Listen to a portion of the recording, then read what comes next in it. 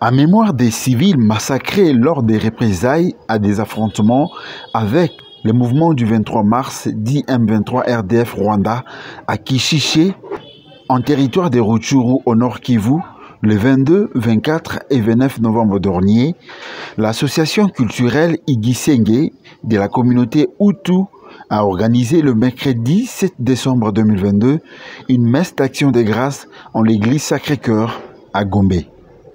Plusieurs couches d'hommes y ont pris part, notamment les députés nationaux, le ministre et autres personnalités politiques, ainsi que les communautés autres que les Hutus. Signalons que la messe a été dite par le père Jean-Marie Roubakari. Prenant la parole, Ézéchiel Sebouliri, en qualité du président national d'Igisenge, Asbel, est revenu sur les tableaux détaillant ces fameux massacres.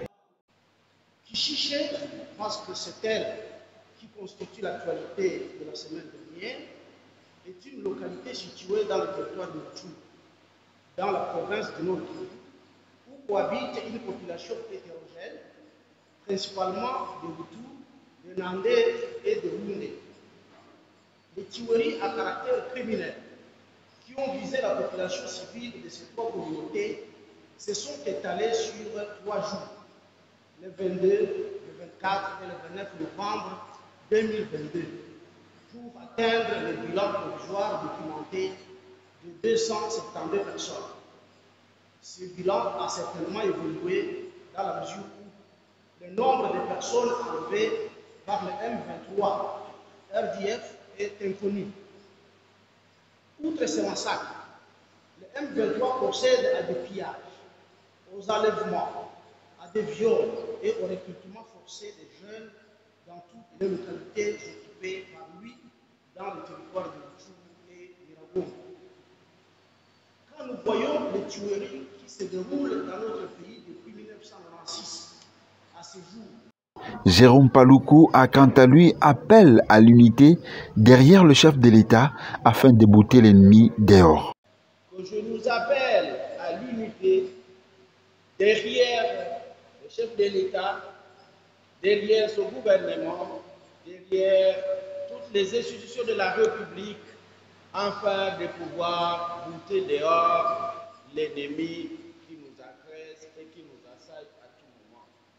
C'est au nom de l'intercommunautaire que nous allons, assemblés dans l'unité, faire une très bonne vigilance et une forte résistance derrière nos FRDC afin de dénoncer quiconque voudrait nous manipuler, quiconque voudrait nous utiliser. C'est au nom de cette unité que nous allons bâtir notre chère et belle province et en général notre beau pays. Je nous appelle tous à l'unité et à la solidarité intercommunautaire.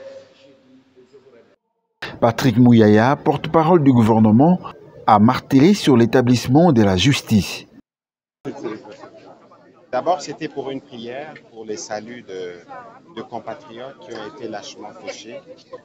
Ensuite, c'était un mot de solidarité, de compassion aux membres de communautés qui ont été directement touchés. Ensuite, il fallait dire la soif de la justice parce que ces massacres ne peuvent continuer à se perpétuer, rester impunis. La justice qui a déjà commencé à travailler, mais la justice qui continuera aussi à travailler au niveau international parce que ceux qui sont responsables de ces morts doivent être essentiellement, sévèrement punis. Mais c'est aussi l'occasion de lancer à nouveau un message à l'unité, parce que c'est lorsque vous êtes touché, lorsque vous êtes dans les malheurs que nous nous unissons. Notre ennemi est connu, notre ennemi est identifié, c'est dans l'unité que nous allons combattre l'ennemi dans toute sa stratégie. Aujourd'hui, c'était aussi l'occasion de dire à ces familles qu'au-delà de la justice, au-delà du deuil, les compatriotes qui sont décédés méritent chacun une sépulture. Nous nous assurerons, dès que les choses seront rétablies, pour que la paix de leurs âmes puisse être consacrée suivant nos traditions en leur réservant des tombes. Le gouvernement va y travailler. Pour le reste, nous continuons à défendre la patrie.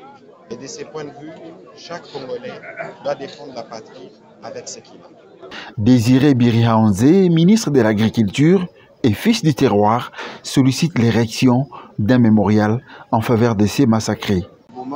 C'est-à-dire vraiment faire un mémorial, parce que depuis 1996 ou 1996, que chez nous on a massacré des gens comme ça et la communauté internationale faisait fi.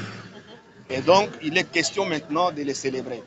Nous allons faire ces mémorials chez nous, soit à Rutshuru centre ou dans les Boussanza où il y a eu plus de massacres. Mais de toute façon, ce n'est pas l'affaire de moi seul, c'est avec tous les députés, tout le peuple de Rutshuru que nous allons décider de cela. Bon, et ensuite, j'ai parlé de Kayan, je l'avais dit à Goma, parce qu'il est impensable que quelqu'un qui réfléchit aujourd'hui, 21e siècle, puisse se taper la poitrine en exterminant les gens, croyant qu'il est le plus fort. Et c'est comme ça que je dis, ce Kayan-là, il faut que nous aussi, toute la République, toute l'Afrique le regarde dans les yeux, jusqu'à ce qu'il disparaisse. Parce que le président de la République, Félix-Antoine Tshisekedi, l'a dit, ce genre de dirigeants, on n'en a pas besoin en Afrique. Et donc, il faut l'aider à disparaître. Et puis ensuite, je suis revenu sur la mobilisation générale.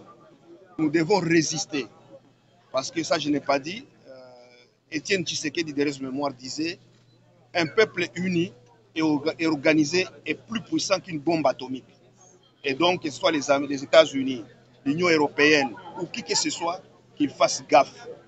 Parce que nous allons nous organiser, nous allons nous unir pour être une bombe pour eux. Et celui qui va résister, on verra. Signalons que le gouverneur en congé du Nord Kivu, Carly Kassivita et l'honorable Elvis Moutiri ont également adressé un mot aux différentes communautés.